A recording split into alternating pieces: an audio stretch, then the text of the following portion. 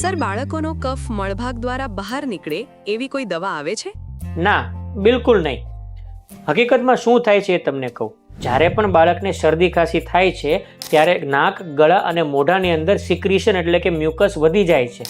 નાના બાળકોને આ કફ બહાર કાઢતા નથી આવડતો, આથી તે મોટે ભાગે ગળી જાય છે અને આ ગળેલું મ્યુકસ એ અંતે પેટમાં જાય છે અને એમાંથી ટોયલેટમાં બહાર આવે છે. આના લીધે ટોયલેટ ચિકાશવાળું હોઈ શકે છે. આનો મતલબ એવો નથી કે કફ ટોયલેટમાં આવે છે. બાળકનો કફ જાતે જ ક્લિયર થઈ જશે જ્યારે ઇન્ફેક્શન સેટલ થઈ જશે, મ્યુકસ બનવાનું ઓછું થઈ જશે અને એરવેનું ઇરિટેશન ઓછું થઈ જશે. પેરેન્ટ્સ, જો તમારો ડાઉટ ક્લિયર થઈ ગયો હોય તો નીચે કમેન્ટમાં યસ કરીને જણાવો.